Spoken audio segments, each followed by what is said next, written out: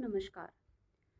स्वामी विवेकानंद जी से एक इंटरव्यू में पूछा गया कि ऐसी कौन सी चीज़ है जिसको आप लाइफ टाइम करना चाहते हैं, और उनका जवाब था मेडिटेशन। मेडिटेशन एक ऐसी चीज़ है जिसको मैं ज़िंदगी भर करना चाहता हूँ। दोस्तों, ये एक ऐसा वर्ड है मेडिटेशन, जिसको आजकल हम बहुत ज़्यादा सुनते हैं, बट सिर्फ सुनते ही हैं, कभी भी उसको करने की ट्राई भी नहीं करते हैं। कुछ लोग सोचते हैं कि मेडिटेशन सिर्फ स्पिरिचुअल लोगों को ही करना चाहिए, या फिर जो जीवन का त्याग कर चुके हैं उनको मेडिटेशन करना चाहिए।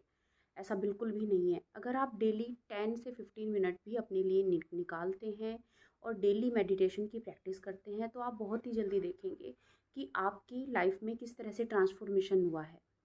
आप सेल्फ कंट्रोल सीखते हैं, सेल्फ पीस सीखते हैं।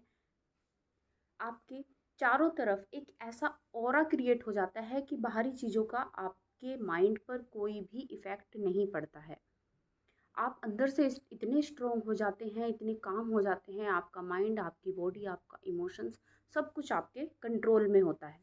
अलग अलग जगह पर मेडिटेशन करने के इतने तरीके बता दिए हैं, और उनको इतनी अलग अलग तरीके से करने के लिए बता दिया गया है कि हम लोग खुद ही सुनकर कंफ्यूज हो जाते हैं कि हम मेडिटेशन करें या ना करें, करें तो कैसे करें, किस टाइम पर करें। तो इसी चीज़ को ध्यान में रखते हुए आज मैंने ये वीडियो बनाई है, जिसको सुनकर आप ज़रूर फील करेंगे कि आपको भी डेली बेसिस पर मेडिटेशन करना चाहिए, और ये कितना एक ईज़ी तरीका है। तो आप मेडिटेशन सिंपल और इजी तरीके से कैसे कर सकते हैं, इसके लिए सबसे पहले तो आपको एक शांत जगह पर बैठ जाना है। बैठने का मतलब ये नहीं कि आपको बिल्कुल चौकड़ी मारकर या एक स्पेसिफिक अवस्था में ही बैठना है। अगर आप बिगनर्स हैं, स्टार्टिंग कर रहे हैं मेडिटेशन के लिए, तो आप जिस तरह से भी कंफर्टेबल फील करें इस तरह से बैठ सकते हैं। आप चेयर पे बैठ सकते हैं, आप नीचे आसन लगाकर बैठ सकते हैं, जिस तरह से भी आपको कंफर्टेबल हो आप बैठिए। बस आपको ये ध्यान रखना है कि जो आपकी स्पाइन है, आपकी बैक है, वो बिल्कुल स्ट्रेट रहे। वो आपको इस तरह से नहीं बैठना है, पीछे बैक करके नहीं बैठना है। आपको अपनी बैक को स्ट्रेट करके बैठना है और आइज़ क्लोज करके बैठना है।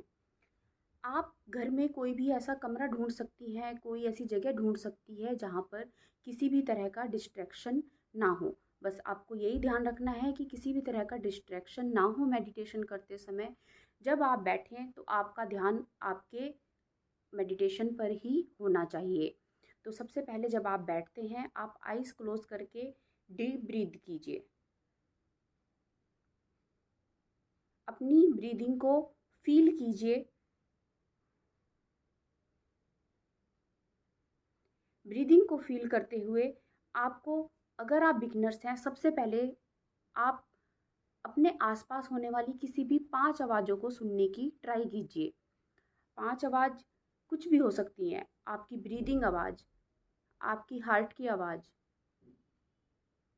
क्लॉक की आवाज़, बाहर कोई चिड़िया, कोई बर्ड की आवाज़, आपके पंखे की आवाज़।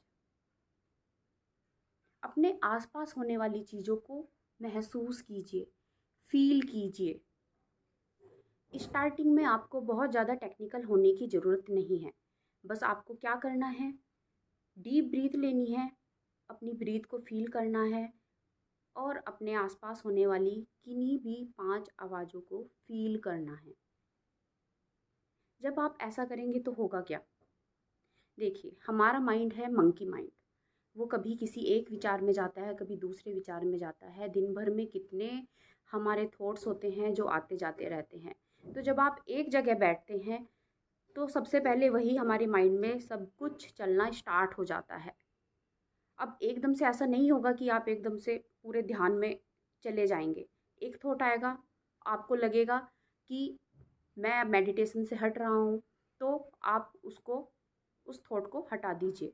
फिर से अपनी ब्रीदिंग पर ध्यान लगाइए। फिर से कोई थॉट आएगा, आने दीजिए। बहुत ज़्यादा कॉम्प्लिकेटेड करने की ज़रूरत नहीं है। थॉट को आने दीजिए, लेकिन जब आपको फील हो कि नहीं, मुझे मैं मेडिटेशन कर रहा हूँ, मुझे ये थॉट यहाँ से हटाना है, उसको हटाइए और फिर से अपनी ब्रीदिंग पर ध्यान दीजिए।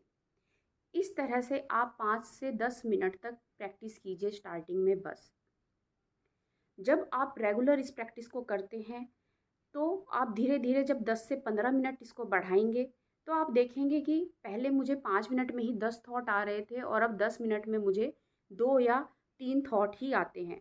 आपका माइंड खुद से कंसंट्रेशन करने लगता है। कंसंट्रेट माइंड से आप अपने इमोशंस को बहुत अच्छे से कंट्रोल कर सकते हैं।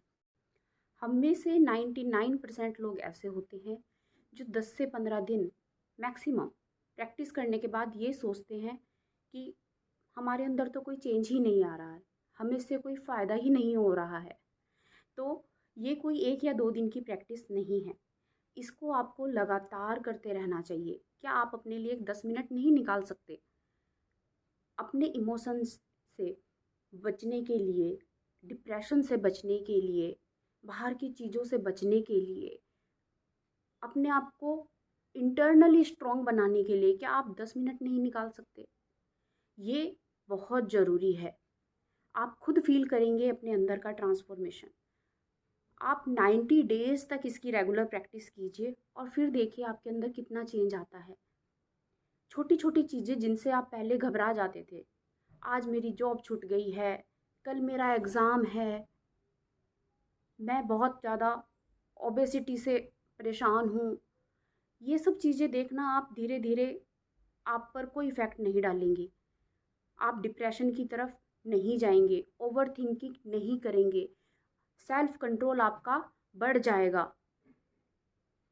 कोई आपको क्या कहता है, आपको इससे फ़र्क ना पड़ के आपके लिए क्या अच्छा है, आप इसको डिसाइड कर पाएँगे।